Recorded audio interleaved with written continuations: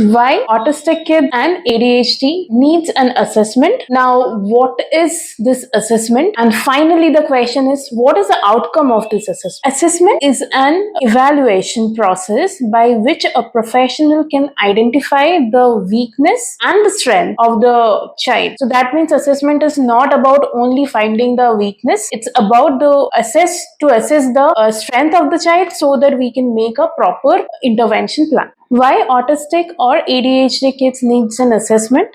So autism or ADHD or any other neurodivergent children, they need an assessment because we need to find the signs and symptoms of all this disorder, such as flapping hand, low eye contact, and repetitive behavior. Sometimes kids can be very much hyper when they have to calm down, especially they are not getting tired. So that are the major symptoms where we need to check with the professionals. So the professional will take the assessment based on the signs and symptoms, the behavior observation, the case histories, and they will find the positive part as well as the negative part, such as strength and weakness of the child, to form a foolproof tailor-made intervention package for the child.